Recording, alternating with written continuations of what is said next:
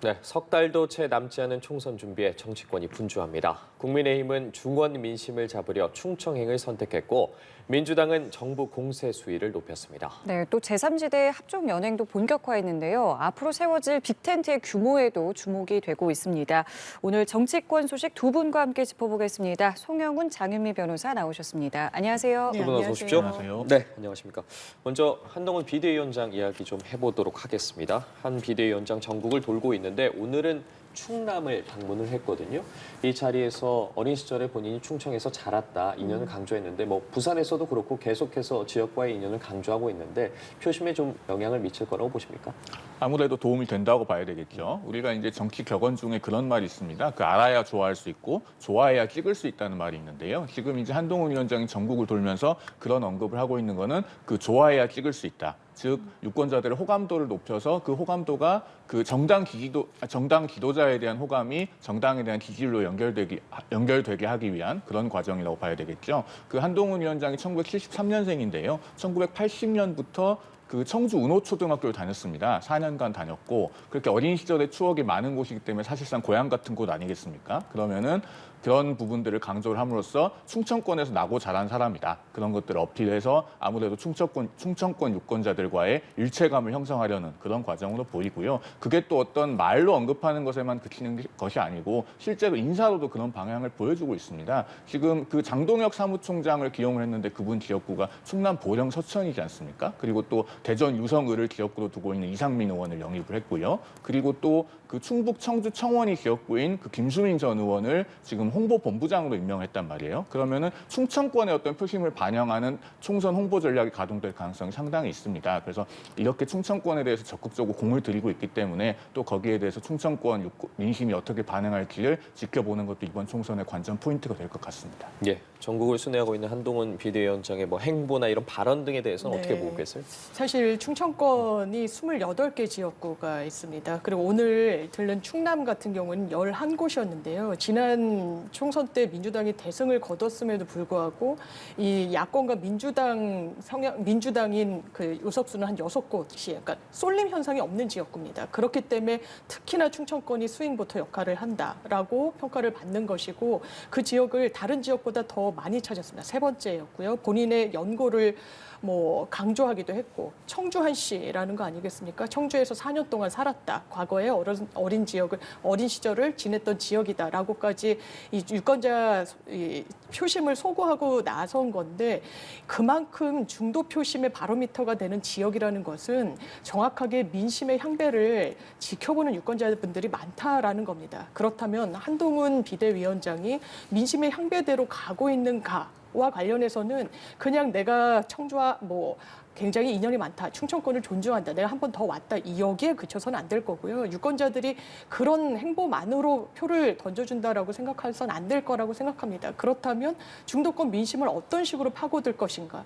아까 말씀하셨다시피 그냥 던지는 그런 정책이 아니라 정말 현실화될 수 있는 정책으로 한번 승부를 보겠다. 이런 강론을 채워나갈 숙제가 한동훈 비대위원장 앞에 놓여 있다고 생각합니다. 네, 또 오늘 한 발언을 보면 민주당을 향해서 자신이 말한 특권 내려놓기에 대해서 응답을 해라 이렇게 말을 했고요. 민주당은 이미 발의한 법안이고 검찰 특활비에 대해서 공개를 해라 이렇게 맞불을 좀 놨어요. 이 민주당의 대응에 대해서 좀 어떻게 보셨습니까? 그 홍익표 원내대표가 지금 그런 얘기를 했죠. 피고인을 기소해서 무죄가 나오면 검사들도 월급 반납하자 이런 얘기를 했는데요. 저는 그것 좀 적절한 대응이 아니라고 봐요. 그리고 이제 한동훈 비대위원장이 이렇게 금고 이상의 형이 확정될 경우에 국회의원이 세비를 반납하자 이런 제안을 함으로써 상당히 정치개혁에 대한 선명한 이슈를 선점했다고 봅니다. 왜냐면은요. 지금 민주당의 당 내부 사정을 보면은 이런 제안에 선뜻 응하기가 어려워요. 우리 국민들께서 생각하시기에는 아니 금고 이상의 형이 확정돼서 의원직 상실을 하면 세비를 반납해야지 당연한 거 아니냐 이렇게 생각하실 텐데 지금 민주당의 내부 사정을 보면 이제 황운하 의원 같은 경우에 1심에서 징역 3년 실형 나왔잖아요. 그리고 노웅래 의원 같은 경우에 또 뇌물수수로 지금 재판 중입니다. 물론 아직 1심입니다만. 그리고 무엇보다도 이제 이재명 대표 본인이 일주일에 2~3번씩 재판에 출석을 할 정도로 여러 개의 재판을 받고 있는 상황이에요. 그러다 보니 지금 민주당으로서는 금고 이상의 민주당의 형이 확정되면 세비 반납하자 이 이슈에 선뜻 찬성을 못하는 겁니다. 그러다 보면은 국민의힘은 지금 한동훈 위원장이 그럼 우린 단독으로라도 법안을 발의하고 뭐 서약이라도 하겠다라는 거잖아요. 이게 계속 갈수록 이 이슈에 대한 선명성이 차이가 나게 됩니다. 이렇게 되면은 결국에는 이번 총선에서 누가 더 특권을 내려놓고 정치개혁에 대해서 진정성이 있느냐에 관해 차이가 벌어질 수밖에 없고 그 점이 민주당에 좀 부담으로 작용할 것으로 저는 그렇게 보고 있습니다. 이게 어떻게 전망하세요? 저는 이 법률 자체를 여야 정파성을 떠나서요 상당히 좀 문제가 있다고 개인적으로 생각하고 있습니다. 기본적으로 헌법상 피의자 피고인 무죄 추정의 원칙에 지배를 받습니다. 그리고 무죄를 다투게 되면요, 저희가 증거 부동의를 해서 기계적으로 증인이 상당히 많이 재판정에 나올 수밖에 없습니다. 그만큼 기간이 길어질 수밖에 없는 구조를 형사소송법이 갖고 있다라는 말씀을 드리는 거예요. 그런데 결과적으로 무죄가 나오지 않고 유죄가 나오면 그 기간 동안의 세비를 다 반환하라는 건 결과적으로는 여야, 이거는 뭐 정치인의 문제뿐만 아니라요, 굉장히 피고인의 방어권을 제약할 수밖에 없는 그런 법안의 성격이 있습니다. 반헌법적인 부분이 분명히 있다라고 보여지기 때문에, 그리고 이 부분도 사실 법률이 개정돼야 되는 부분 아니겠습니까? 그럼 민주당과의 협조가 필요할 겁니다. 그런데 말로는 이 반드시 관철하는 정책만을, 그리고 법률안만을 내놓겠다라고 하는데, 이를테면 대통령께서 최근에 말씀하신 재건축 아파트 30년 안전진단 그거 다 없애주겠다라고 했는데 그거 그냥 없앨 수 있는 거 아닙니다. 정부에서 없앤다고 결의한다고 없앨 수 있는 게 아니고요. 다 입법 사안인 겁니다. 그런데 민주당과 협치하지 않고 어떤 조율도 하지 않으면서 단순히 던진다는 인상 왜 국민들이 안 받으시겠습니까? 김포 서울시 편입 문제도 상당히 무책임한 정책 제안이었다고 생각합니다. 그런 걸 다 주워 담지 못하면서 앞으로 잘하겠다라고 이야기하는 부분 상당히 좀 공허해지는 부분이 있고요. 민주당이 여기에 대한 어떤 반박 성격으로 검찰 특활비 좀 명확하게 할 필요가 있다라고 지적을 한 부분이 있는데, 특활비 문제 그렇습니다. 정보공개 청구를 거부하다가 결과적으로 공시가 된 부분을 살펴봤더니 정말 수사와 관련돼서 이렇게 썼느냐? 그렇지 않다라는 거예요. 휴대전화 어떤 납부 금액으로, 그리고 뭐 회식비로, 공기청정기 대금으로 이렇게 사용한 부분 다 국민 세비 아니겠습니까? 왜 선택적으로 발언하고 있는지, 왜 정말 국민들이 질문을 던진 부분에 대해서는 구체적인 답변이 왜 나오지 않는 것인지를 또 반문하는 그런 상황인 것 같습니다. 예, 알겠습니다. 이번엔 제3지대 좀 움직임도 살펴보도록 하겠습니다. 핵심 인물 3인이 만났는데 연대 필요성에는 공감을 했습니다. 이 자리에서 이낙연 전 대표가 텐트를 좀 크게 쳐달라고 했고, 이에 이준석 전 대표는 떴다방이라면 참여하지 않겠다 이런 말을 했거든요. 연대 필요성에는 좀 공감을 했는데 심도 있는 논의가 아직은 좀 이루어지지 않았다 이렇게 봐야 될까요? 네, 오늘은 또 공개적인 만남이고 하니까요. 어떤 이런 정치 지도자들끼리 막후에서 물밑에서 해야 될 얘기까지 심도 있게 교환하기는 어려웠을 겁니다. 그 제3지대에 관해서 이제 제가 논평할 때마다 드리는 말씀이 있는데, 결국에 중요한 거는 이분들이 화학적 결합이 되느냐입니다. 지금 제3지대를 추진하고 계시는 분들 중에 사실은 이분들이 모여야 될 필요성 자체는 굉장히 높아지고 있어요. 그런데 이게 말로는 모인다고 하지만은 화학적 결합이 쉽지가 않은 것이, 우리가 정치에서 그 소위 이제 지분이라고 그러죠. 그러니까 예를 들면은 당선 가능성이 높은 비례대표 순번을 배치한다든가, 또 제3지대에서 혹시 당선 가능성이 있는 지역구가 몇 군데가 있다면 그 몇 군데의 지역구에 어떤 분들이 공천을 받을 것인가, 이 문제들은요, 제3지대를 추진하고 있는 제 세력 간의 타협과 양보가 대단히 어려운 지점입니다. 제가 예를 들어서 하나 설명을 드리면, 정의당이 지난번 총선에서 정당 득표율이 9.67%입니다. 그러니까 거의 10% 가까이 득표를 했는데요. 그렇게 해서 비례대표 5석을 받았습니다. 그런데 지금 제3지대를 추진하고 있는 제 세력을 보면요, 새로운 선택, 한국의 희망, 개혁신당, 또 미래대연합, 그다음에 이낙연 신당까지 벌써 이미 5세력이 있습니다. 게다가 우리 정치권의 요새 통계를 보면은 비례대표 1번이나 2번은 상징성이 있는 외부 인사를 영입해서 하지 않습니까? 그러면 벌써 이분들 간에 이걸 어떻게 배분할지만 가지고도 상당한 갈등의 요소가 있어요. 그래서 이런 점을 봤을 때 과연 화학적 결합이 잘 될지는 의문이고, 결국에는 대단히 높은 수준의 정치력이 요구된다, 이런 말씀을 드리고 싶습니다. 네, 화학적 결합이 쉽지는 않을 네. 거다 이런 의견을 내주셨거든요. 고개가 많이 끄덕여집니다. 왜냐하면요, 지금부터 견제구를 상당히 많이 날리는 것 같아요. 이준석 전 대표가 이낙연 전 대표를 향해서 떴다방이라면 우리는 같이 갑니다라고 이야기했어요. 지금으로서는 무언가 원칙과 상식과 조율하고 하는 과정이 떴다방처럼 보인다라는 것이겠죠. 그리고 엄근진해서도 같이 갈 수 없다라고 이야기를 합니다. 이건 상당히 어떻게 보면 이낙연 전 대표로서는 모욕적이라고도 느낄 법한 그런 어떤 발언이라는 생각조차 드는데 지금 뭐랄까요? 그 주도권과 이니셔티브를 제3지대에서는 이준석 전 대표가 갖고 있는 것으로 보여요. 그렇기 때문에 원칙과 상식과 이낙연 전 대표가 만난다고 한들 엊그저께까지 같이 민주당에 몸담고 있는 인사들끼리 다시 화합하는 게 어떤 큰 정치적 파장이 있겠습니까? 그렇다면 이준석이라는 이 변수를 어떻게 잡고 함께 할 수 있을 것인지인데 어쨌든 정치적인 교집합이 없습니다. 너무나 이 간극이 커요. 그런데 정말 공천을 앞두고 총선을 채비하는 과정 중에 서로 대승적 차원에서 양보할 수 있을 것인가? 그래 보이기 쉽지 않습니다. 어떤 이 정치적 이력에 공통분모가 있다라고 해서 양보할 수 있겠습니까? 그렇기 때문에 갈 길이 정말 험난하다. 그 상징적인 단면이 오늘 이준석 대표가 떴다방으로서는 우리랑 함께 할 수 없습니다라고 또 던지고 견제구를 날리는 이런 상황 속에서 찾아볼 수 있다. 이런 생각 듭니다. 그러면은 지금 상황에서 이 텐트의 이 어떤 범위라 할까요? 이게 현실적으로 어디까지가 가능할 것 같으세요? 각각의 어떤 이제 신당들이요? 물리적으로 결합하는 거는 지금 아까 제가 말씀드린 5세력이 다 결합하는 게 물리적으로는 가능합니다. 그렇죠. 예, 그러나 화학적 결합이 가능할지 여전히 의문이고 저는 이제 이낙연 전 대표 같은 경우에요. 굳이 이준석 전 대표와의 연대에 많은 어떤 비중을 두고 굉장히 본인이 적극적으로 추진할 필요가 없다고 생각합니다. 왜 그러냐면요.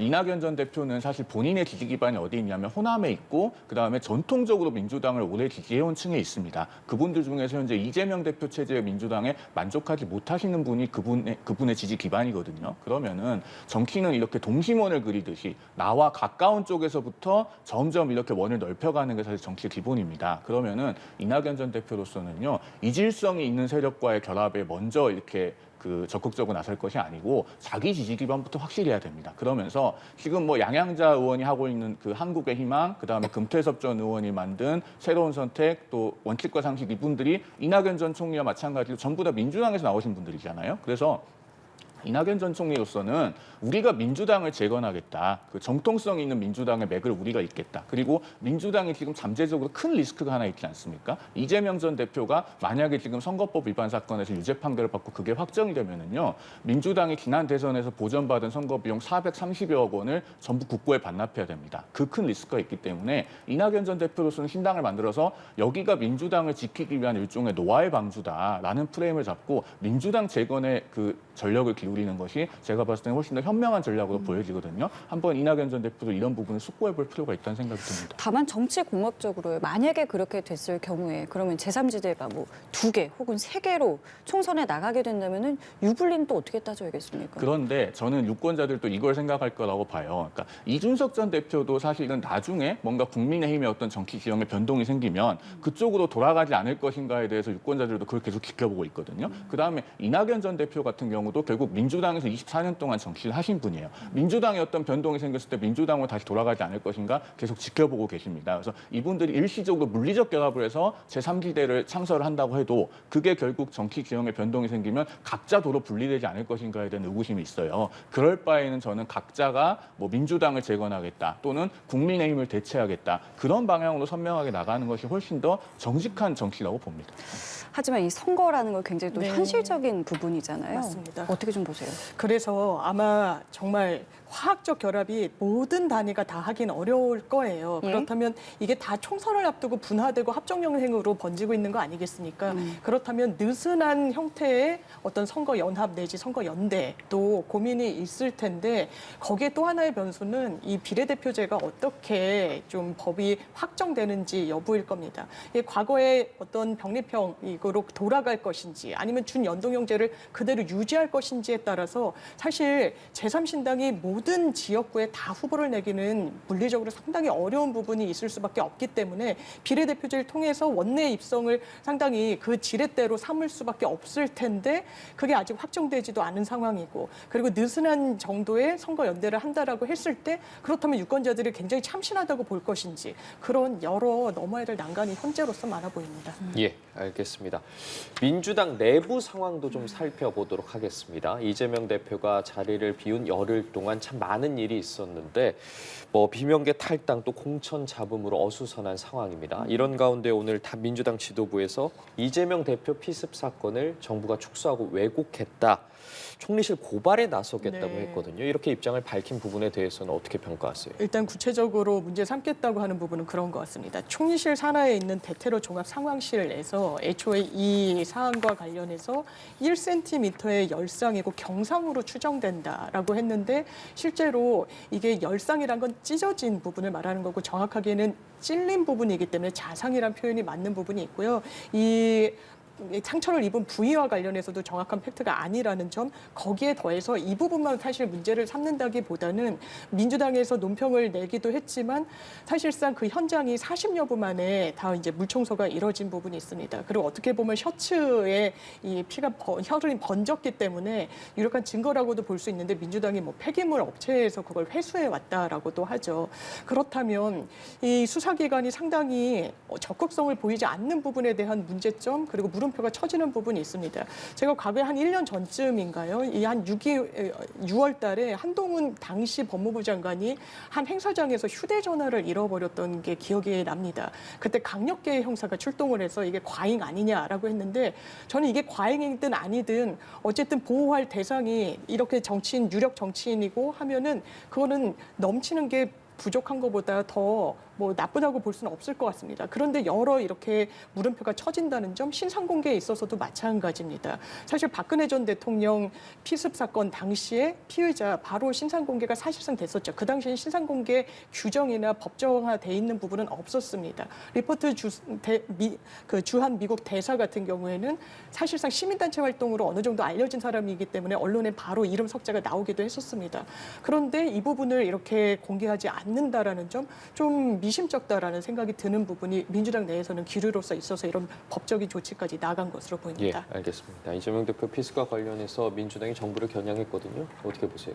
그 이재명 대표가 퇴원 일성으로 하신 말씀이 있죠. 증오와 대결의 정치를 끝내자 이런 말씀을 하셨는데 저는 민주당이 그 말씀대로 좀 했으면 좋겠습니다. 지금 이 문제를 뭐 그 총리실 산하 대테러 종합 상황실 뭐 관계자들을 고발한다고 하는데 사실 이게 뭐 대테러 종합 상황실에서 뭔가 실수를 했겠습니까? 만약에 그 상황을 정확하게 파악하지 못했다면은 그거는 뭐 일선 소방이나 혹은 경찰에서 보고가 올라온 걸 가지고 전파를 했을 건데 결국 이걸 고발하겠다는 얘기는요. 뭔가 누군가가 잘못을 했다면 결국 일선 공무원을 그 죄 주고 벌 주자는 얘기밖에 안 들리고요. 그다음에 또 이거를 벌써 지금 그 문자가 전파된 지가 12일이 지났거든요. 근데 오늘도 지금 언론 보도를 보니까 당내에서 검토를 하겠다고 해요. 그러면은 민주당에도 그 많은 변호사님들이 계시는데 아직까지도 죄명을 못 잡았다는 얘기죠. 그러니까 무슨 죄가 성립하는지 뭘로 고발할 건지도 아직 정확하게 특정을 못한 상태라고 하는 겁니다. 그러니까 이거는 좀 지나친 정치 공세로 보여지고요. 다시 한번 강조하지만은 이재명 대표 본인이 말씀하신 것처럼 증오와 대결의 정치를 끝내려면은 이런 지나친 고발은 좀 자제할 필요가 있다라는 말씀을 드리고 싶습니다. 예, 알겠습니다. 그리고 민주당은 한동훈 위원장에게는 이 김건희 여사 특별법과 관련해서 요 수용을 대통령께 좀 진언을 해라라고 이제 좀 요구를 했고요. 실제로 이제 국민의힘 내부에서도 요것과 관련해서 좀 뭐 국민들에게 뭐 설득을 하는 좀 플러스 알파적인 어떤 부분들이 좀 필요하다 이런 목소리가 나온다는 보도가 좀 있는데 이것에 대해서 개인적으로 좀 어떤 의견 갖고 계세요? 저는 개인적으로는 이 도이치모터스 특검 문제는요. 총선 후 상설 특검으로 풀어야 된다고 생각합니다. 그러니까 지금 이 특검 문제를 해결하기 위해서 정부 여당이 내놓을 수 있는 대책이 크게 세 가지가 있는데요. 이특상입니다. 그러니까 제2부속실 설치, 그다음에 특별감찰관 임명, 그다음 마지막에 이제 상설 특검에 의한 문제 해결이거든요. 하나씩 좀 설명을 드리면은 우선 제2부속실 같은 경우는 지금 부활하는 게 유력하죠. 이거는 조금 설명을 덧붙이자면 2부속실이 설치되면 도대체 뭐가 달라지냐라고 할 수 있는데 2부속실이 부활을 하게 되면은 결국 2부속실의 예산 이런 것들이 다 이제 국회에서 통과하는 예산 통제를 받게 되고 또 국정감사를 할 때 뭐 제2부속실장이나 이런 분들 증인으로 나와서 다 국정감사 받아야 됩니다. 그만큼 이제 국회에 의한 통제가 강화되는 측면이 있고요. 그다음에 대통령실 내부적으로도 부속실이 하나만 있을 때는 어떤 대통령과 관련된 것과 영부인에 관련된 것이 같은 라인에서 지시가 내려갈 수 있습니다. 그게 분리가 되기 때문에 훨씬 이제 공적인 통제를 받게 된다는 측면에서 분명히 변화되는 게 있을 겁니다. 그다음에 특별감찰관 임명도 지금 적극적으로 나서야 나서야죠. 야당의 그 국회 추천을 빨리 해달라고 요구를 해서 특별감찰관을 임명을 하고 그만큼 권력이 스스로에게 엄격하게 감시받겠다라고 하는 걸 보여드려야 됩니다. 그다음 마지막으로 제가 말씀드리는 게 상설특검인데요. 이 상설특검은 우리나라에 상설특검법이 있기 때문에 지금 민주당이 발의했다가 국회로 되돌아온 개별특검법처럼 어떤 뭐 브리핑 조항이라든가 혹은 뭐 수사 범위가 무한정으로 확대될 수 있다든가 그런 요소들이 없습니다. 그리고 이걸 총선 후에 시행하면 총선에 악용될 여지도 없고요. 그래서 저는 총선 후 상설특검이 지금 이 문제에 관해서 여야가 주장하고 있는 것의 정중앙 지점에 있다고 봅니다. 그걸 먼저 선점하는 쪽에서 사실은 그 어떤 국민들의 민의에 부응을 하게 될 거고요. 그러니까 민주당이 그런 문제되는 조항들이 제거된 상설특검으로 하지 않는다면 반대로 정부에서 법무부 장관이 선제적으로 권한 발동을 해서 총선 후에 상설특검을 하겠다. 그렇게 해서 대통령이나 대통령 배우자는 조금 이 부분이 수사를 또 받게 되는 것이 억울할 수 있지만 국민들의 의문을 해소하겠다는 쪽으로 선제적으로 접근하는 것이 저는 득책이라고 봅니다. 세 가지 안을 말씀하셨는데요. 이게 충분한 뭐 설명과 설득이 좀 될 것 같으세요? 만약에 총선 후 특검할 것 같으면 한동훈 비대위원장이 민주당에 제안했을 겁니다. 이 일련의 경과를 보면요. 예. 그렇습니다. 이 이야기가 보수 언론에서도 상당히 많이 나왔었어요. 이 거부권 행사 이런 국면에 접어들기 전에. 왜냐하면 그게 총선에 굉장히 거부권 행사가 불리하다고 판단이 들어서였을 거라고 저는 생각합니다. 그 직후에 대통령실의 반응이 나왔죠. 물론 언론을 통해서 나온 것이지만 총선 후로 특검을 미루는 것조차 대통령께서 상당히 경로했다라는 보도였습니다. 그조차 수용하기가 어렵고 그 뒤에 나온 한동훈 비대위원장의 발언이 악법이라는 것이었습니다. 아마 국민의힘 내부에서는 이 윤석열 대통령의 심기랄까요? 의중 때문에 이 총선 뒤로 미루자는 어떤 중재안도 민주당이 제안하지 못하는 것으로 많은 국민들이 알고 계실 겁니다. 이건 악법이 아닙니다. 한동훈 장관이 악법이라고 말한 부분과 관련해서요. 뭐 생방송을 한다? 그렇지 않습니다. 국정농단 사건 때 국민들의 알 권리를 위해서 이 수사 상황을 브리핑했던 것 다 법으로 정해져 있습니다. 토시 하나 틀리지 않게 이번 특검에 들어간 겁니다. 특검이 계속해서 추진되는 동안 국내힘 논의에 응하지 않지 않았습니까? 총선 앞두고 뒤로 가져가자, 거부권 행사가 정당하다. 국민들이 그렇다고 생각하지 않으실 겁니다. 이런 국면 속에서 김건희 여사는 명품백을 수수했습니다. 국민들이 이 부분을 과연 현재의 수사기관이 특히 검찰이 제대로 파헤칠 거라고 생각하는지. 왜냐하면 도이치모터스 사건도 기소 불기소조차 내리고 있지 못한 이런 상황 속에서 특검이 힘을 받고 있는 겁니다. 이거는 대통령께 진언해야 되지만 진언을 넘어서 저는 한동훈 비대위원장이 사실상 결론을 내린 게 아닌가. 악법이라고 규정하는 순간 그 마침표가 찍혔다. 거기에 대한 평가는 유권자들이 총선에서 내리실 겁니다. 예, 이런 가운데 내일부터 1월 임시국회가 열립니다. 눈여겨볼 부분들이 있는데 쌍특검법 재표결 시점 또 이태원 특별법 관련해서 대통령이 거부권을 행사할지 등을 두고 여야가 계속해서 대립을 하고 있는 상황에서 총선을 앞두고 이러한 부분들과 관련해서 좀 다른 정치 전략이라고 해야 될까요? 어떠한 다른 반응을 보일 부분에 대해서 어떻게 평가하세요? 글쎄요. 일단 그 쌍특검법 표결 시점에 관련해서는요. 지금 어쨌든 국회의 키를 쥐고 있는 건 민주당 아니겠습니까? 그런데 이제 민주당이 계속 이 표결 시점을 뒤로 미루면 미룰수록 이 쌍특검 법안들이 정략적으로, 그러니까 총선에 활용할 목적으로 발의된 것이 아니냐. 그러니까 정말로 이 특검에 의한 수사가 시급하고 중요해서 발의한 것이 아니라 대통령이 거부권 행사한다는 어떤 프레임에 빠뜨리기 위한 그런 의도로 발의된 것이 아니냐는 지적을 계속 받을 수밖에 없어요. 그래서 민주당이 스스로 명분을 잃지 않기 위해서는 사실은 조속하게 표결하는 것이 바람직하다라는 생각이 들고요. 그리고 이 부분에 대해서 어떤 국민의힘에서 총선 공천이 완료되고 나면 이탈표가 나올 것이다라는 계산을 하는지도 모르겠는데 사실은 민주당도 공천을 하지 않습니까? 그럼 민주당도 총선 공천이 끝나고 나면은 무기명 투표이기 때문에 이탈표가 나오지 않는다는 보장이 없습니다. 그러니까 이런 거는요. 자꾸 계산하려고 하지 말고 그냥 빨리 떳떳하게 표결을 해야 됩니다. 그다음에 이태원 참사 특별법 관련해서는요. 국민의힘도 이걸 적극적으로 보상을 하고 피해 구제를 해야 된다는 거에 대해서는 이견이 없습니다. 국민의힘도 그 발의해놓은 특별법이 있었고요. 그런데 지금 민주당이 발의해서 통과가 된 특별법은 어떤 게 있냐면 그 조사위원회가 예산이 거의 한 100억 가까이 듭니다. 그중에서 72억 원이 그 특조위 인력에 쓰이는 거예요. 그러면은 개인적인 생각입니다만은 이거는 특조위를 가동하는 데 이 예산을 쓸 게 아니라 차라리 지금 생존자 혹은 또 돌아가신 분들의 유족 이런 분들에 대한 보상에 더 쓰이는 게 맞지 않는가 하는 생각이 들어요. 그래서 그런 우선순위 면에서 좀 문제가 있는 것 같고 다만 이거를 대통령께서 또 제1요구를 하실 건가 이 부분에 대해서는 좀 정무적인 심도 있는 고려가 필요하다는 생각이 듭니다. 예, 쟁점들과 관련해서 의견을 네. 내주셨거든요. 이 쌍특검법 재표결 시점은 법적으로 정해져 있지가 않습니다. 언제든지 그리고 추후에라도 올릴 수 있는 거고요. 민주당에서 고민하는 부분은 그런 것 같습니다.